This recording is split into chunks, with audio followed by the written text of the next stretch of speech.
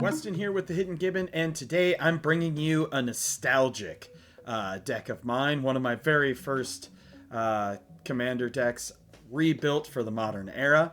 But before I get into it, I tried a little bit of something different. As always, trying to learn a little bit more with video editing, make things a little bit higher quality for you, at least before we get into the video. Let me know what you thought of it. If you don't like it, let me know that so I can drop it. But let's get straight into Sen Triplets. Alright, so Sen Triplets, like I said, it's a classic commander originally from the Alara block, and it is a 3/3 for 2 colorless, 1 white, 1 blue, 1 black, Esper colors. At the beginning of your upkeep, choose target opponent. This turn, that player can't cast spells or activated abilities, and plays with their hand revealed. You may play land cards and cast spells from that player's hand this turn.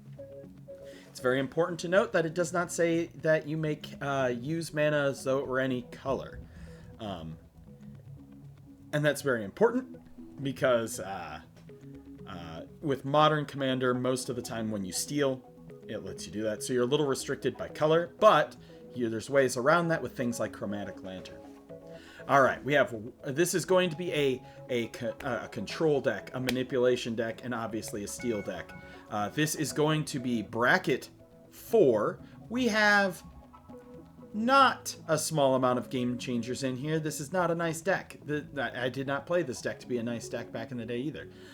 We have Ancient Tomb, Rhystic Study, Drannith Magistrate, Expropriate, Notion Thief, Opposition Agent, Teferi's Protection, Consecrated Sphinx, Grand Arbiter Augustine IV, the One Ring, Orcish Bowmaster, Smothering Tithe, Narset Parter of Veils, and Cyclonic Rift. And we have Expropriate for an extra turn spell.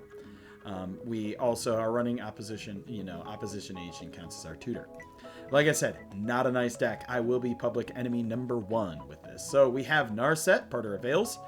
Makes it so your opponents can't draw more than 1 card each turn. And lets you look at the top 4 and grab yourself a card. For our creatures, like I said, we have 26 of them in here. A whole bunch of game changers. So let's go over the ones that, as we go through, we have Archivist of Ogma.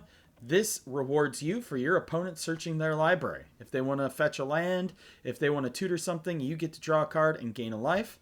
And then, in addition to that, you can always blow them out with the ever-classic Aven Mind Sensor. If an opponent would search a library, that player searches the top 4 cards of that library instead. 1, keeps them from searching up their stuff, and 2, if they're going to Opposition Agent you, they only get to look for the top 4 to steal your stuff. Consecrated Sphinx is a classic. Whenever an opponent draws a card, you may draw 2 cards. Drannith Magistrate makes it so they can't play their commander. Then we have Empress Galena. Look at those adorable otters. I think those are otters or seals. I'm not sure. It just has tap 2, gain control of target legend or legendary permanent, so you can steal somebody's commander. Esper Sentinel, a classic commander card. Ends up netting you some cards. Evil Twin lets you copy some creatures, and then lets you tap and destroy the other creature that you copied. Fate Spinner. At the beginning of each opponent's upkeep, that player chooses draw step, main phase, or combat phase, and then that player skips that instance of this turn. This is a interesting card from Mirrodin. You don't see cards like this very often. Gilded Drake. I own a Gilded Drake, luckily, so I would be able to put that in here. Lets you, when it comes into play, you swap that with another creature.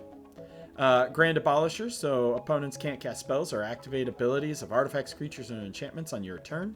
Grand Arbiter makes your stuff cheaper, makes their stuff more expensive.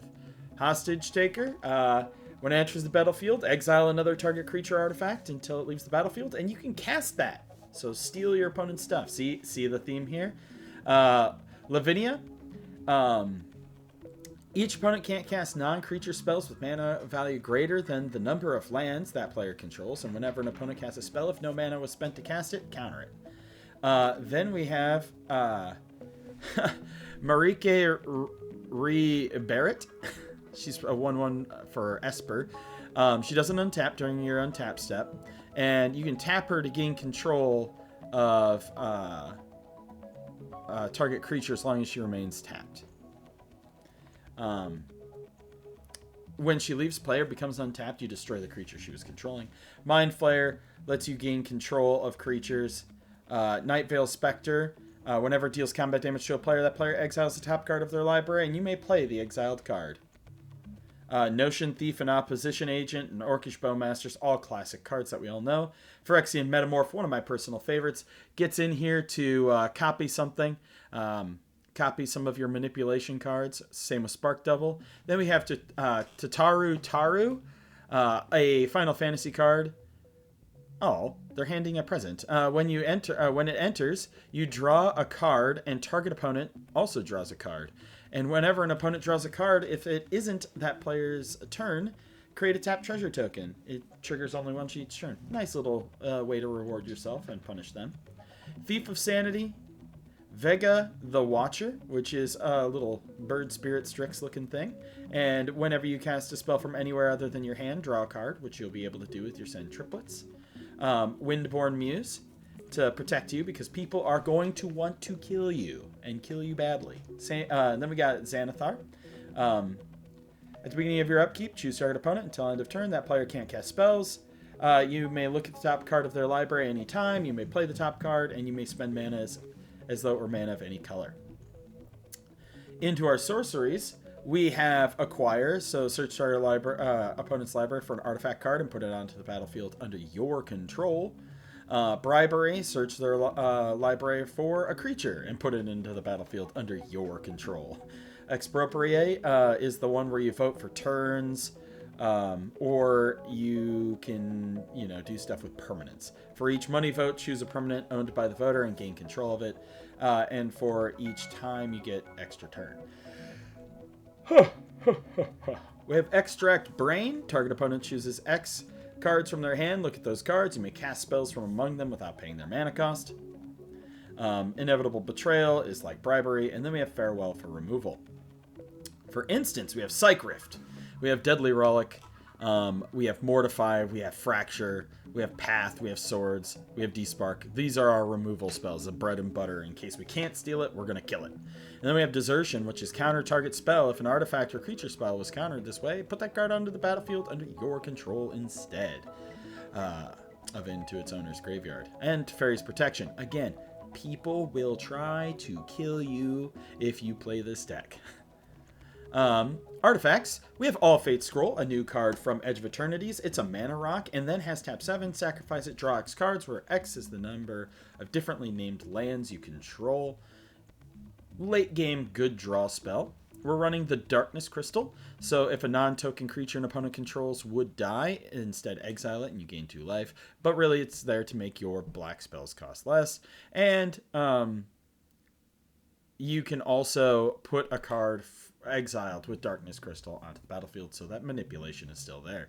The mill isn't a huge aspect here, but it is a way to make your stuff cheaper and just a generic utility. We have Staff of Eden, Vault's Key. When it enters the battlefield, put target legendary permanent card not named Staff of Eden, Vault's Key, from a graveyard onto the battlefield under your control, and you draw a card for each permanent you control but don't own. So steal all your opponent's stuff, and then you get to draw.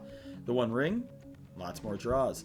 And then our enchantments are going to be our heavy protection package, right? We've got Authority of the Consul, so people's stuff enters tapped. We have Ghostly Prison and Propaganda and Sphere of Safety to keep people from attacking you. We're playing Telepathy because I love this troll card. Your opponents play with their hands revealed. We have Paradox Haze, so you get an additional upkeep. So for your Sen Triplets, you can select 2 different players to play from.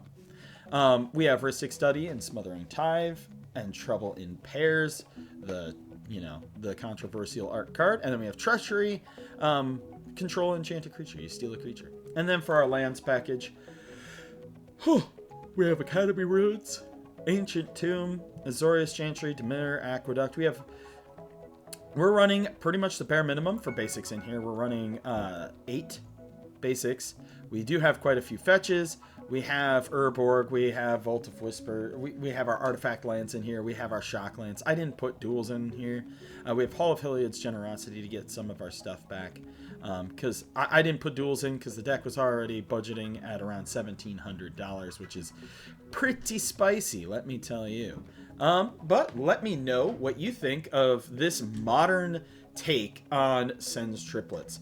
Is this something too mean? Have you ever played a Sen's Triplet deck? Are you going to build a Sen Triplet deck? You don't have to build a super high budget one like this, but for me, if I were going to rebuild and relive past glory, this is what I would do. As always, I'm Weston with the Hidden Gibbon. Thank you very much for watching, and I hope you have a wonderful day.